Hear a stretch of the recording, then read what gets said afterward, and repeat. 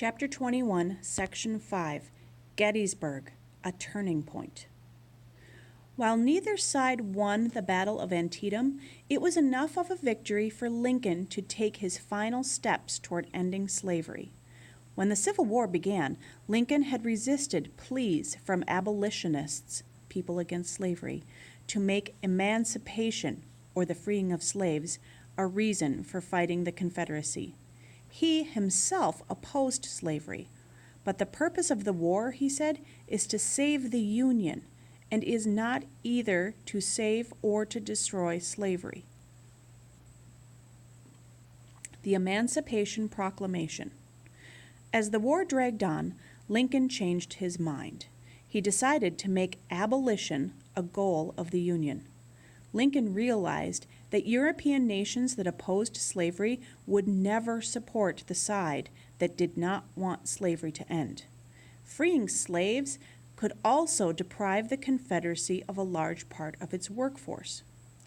Nowadays, we would also say that slavery is evil and it should be gotten rid of. On January 1st, 1863, President Lincoln issued the Emancipation Proclamation. The proclamation, or formal order, declared that slaves in all Confederate states to be free. This announcement had little immediate effect on slavery. The Confederate states ignored the document. Slaves living in states loyal to the Union were not affected by the proclamation. They still were slaves. Still, for many in the North, the Emancipation Proclamation changed the war into a crusade for freedom. The Declaration of Independence had said that all men are created equal. Now the fight was about living up to those words. The Battle of Gettysburg. In the summer of 1863, Lee felt confident enough to risk another invasion of the North. He hoped to capture a northern city and help convince the weary North to seek peace. Union and Confederate troops met on July 1, 1863, west of Gettysburg, Pennsylvania. The Union troops, about 90,000 strong, were led by newly appointed General George C. Meade. After a brief skirmish, they occupied 4 miles of high ground along an area known as Cemetery Ridge. It's up high. About a mile to the west, some 75,000 Confederate troops gathered behind Seminary Ridge. The following day, the Confederates attempted to find weak spots in the Union position. The Union lines held firm. On the third day, Lee ordered an all-out attack on the center of the Union line. Cannons filled the air with smoke and thunder. George Pickett led 15,000 Confederate soldiers in a charge across the low ground separating the two forces. Pickett's charge marked the northernmost point reached by the Southern troops during the war.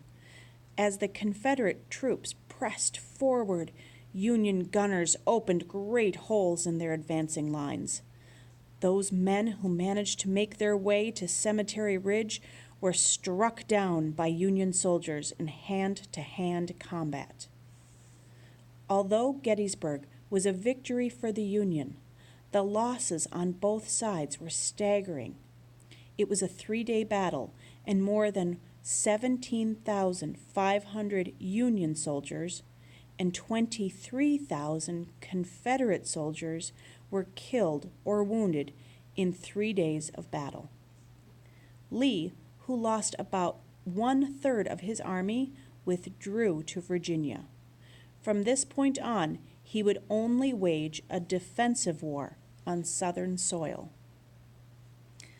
Opposition on the Union home front. Despite the victory at Gettysburg, Lincoln faced a number of problems on the home front.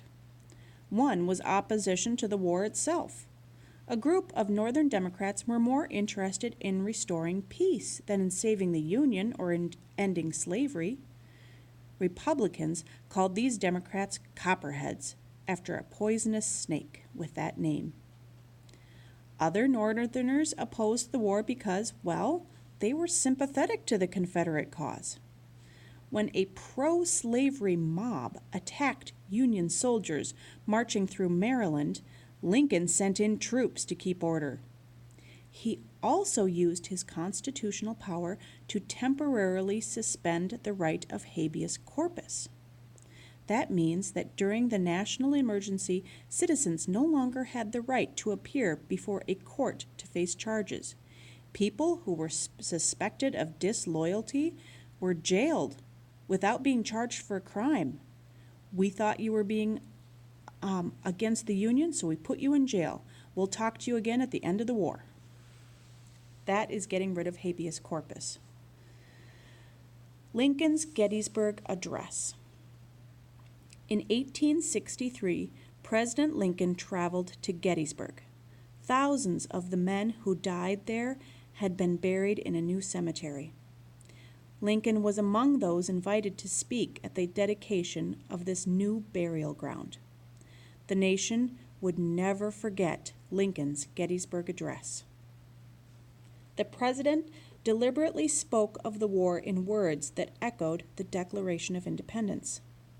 The great Civil War, he said, was testing whether a nation conceived in liberty and dedicated to the proposition that all men are created equal can long endure. He spoke of the brave men, living and dead, who fought to defend that ideal. The world can never forget what they did here. Finally, he called on Americans to remain dedicated to the great task remaining before us, that from these honored dead we take increased devotion to that cause for which they gave the last full measure of devotion.